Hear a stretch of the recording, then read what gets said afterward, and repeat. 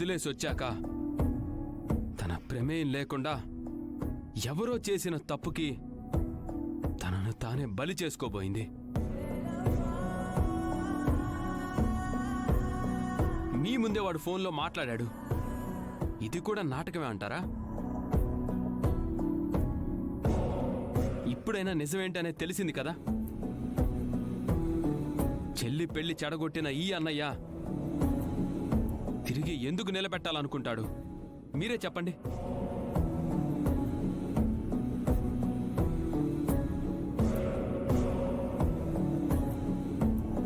Sorry బావా, నీ మాటల్లో తనంటే నీకెంత ప్రేమో నాకు అర్థం అవుతుంది.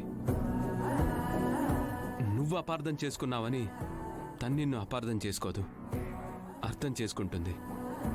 సారీ బావా, పెళ్లిలో వాడు అంత నమ్మించేసరికి ఆ పెళ్లి కాస్త పెటాకులుగా మారిపోయింది.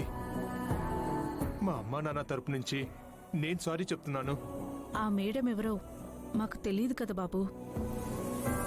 ఇదంతా నీ మీద పగతో చేశారని మాకు అర్థమైంది. ఆవేశంలో ఆలోచించలేకపోయాం. మమ్మల్ని క్షమించు బాబు.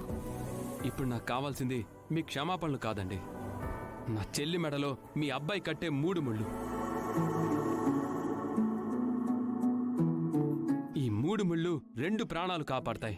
ఒకటి మీ అబ్బాయిని తప్ప ఇంకెవరిని పెళ్లి చేసుకోనంటున్నా మా చెల్లిది.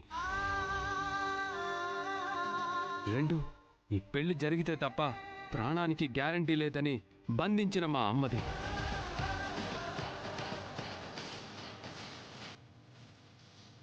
ఇంతకు మించి ఎక్కువ డీటెయిల్స్ నేను చెప్పలేను. ఇంత తెలిసాక కూడా ఇంకా మూర్ఖంగా మేము పట్టు కూర్చుంటామా బావా? ఇప్పుడే నీ చెల్లి మెడలో నేను తాళి కడతాను. అలా కంగారు పడకురా, ముహూర్తాలు అవి చూసుకోవాలి కదా. అమ్మా, నీ ప్రాణం ప్రమాదంలో పడితే నేను వజ్రం వారం చూసుకొని పరిగెత్తుకొస్తానా?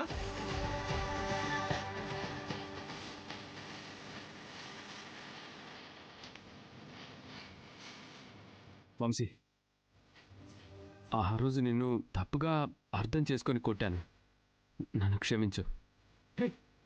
అది నువ్వు నా మీద చూపించిన కోపం కాదు బావా. ఇప్పుడే నాకు అర్థమైంది నీ చెల్లి మీద ఉన్న ప్రేమ అని. అర్థం చేసుకున్నందుకు థ్యాంక్ యూ.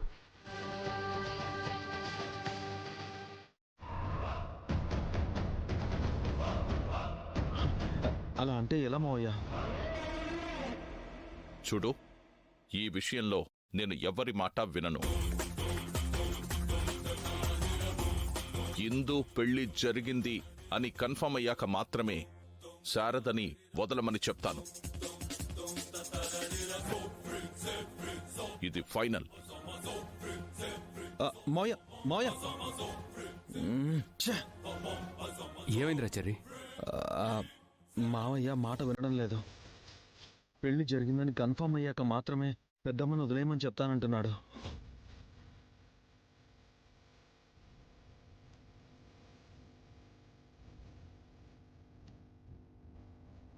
వాడు పెళ్లి జరిపించేస్తున్నాడు. ఈయన శారదని వదిలేస్తాడు. అలా జరగడానికి వీల్లేదు. ఎలా అయినా సరే అంతా తారుమారు చేయి.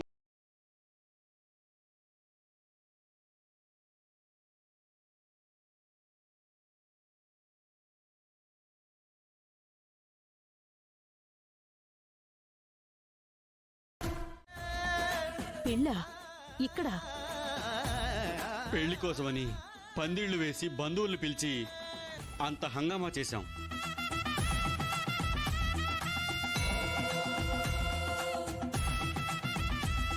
చివరికి ఏం జరిగింది? అమ్మాయి తప్పు లేదు, మరి ఏ తప్పు లేదని తెలిసాక కూడా ఇంకా ఆలోచించాలా?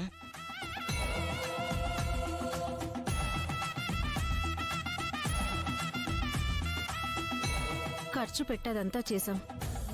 తాళి కట్టడమే మిగిలింది. ఆ తాళి కట్టి అమ్మాయిని మా ఇంటి కోడల్ని చేసుకుంటాం.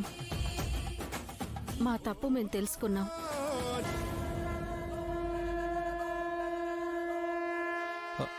ఇదంతా అన్నయ్య చేశారు నాన్న.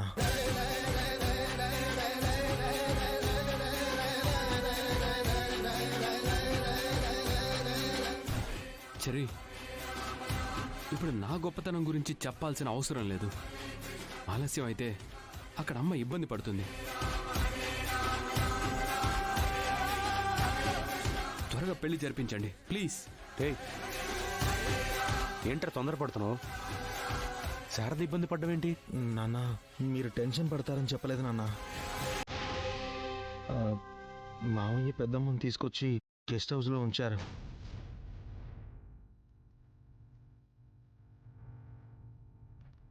ఎందుకు?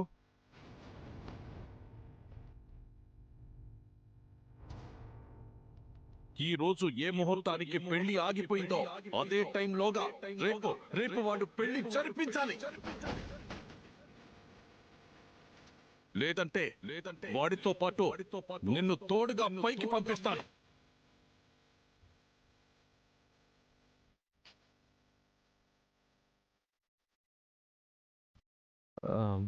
ఇందు పెళ్లి జరిగేంత వరకు పెద్దమ్మ అక్కడే ఉంటుంది. మాట్లాడింది చాలు.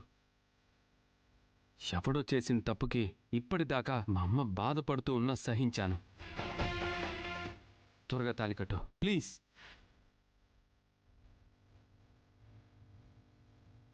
రేయ్, మన వల్ల ఆ అబ్బాయి వాళ్ళ అమ్మ బాధపడింది చాలు.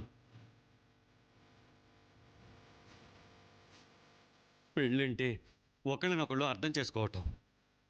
అమ్మ ఏంటో ఎలాంటిదో అర్థమయ్యాక ముహూర్తాలు మేళతాళాలు అవసరం లేదు. రేయ్, ఇంకా చూస్తావేంట్రా? కట్రా తాళి.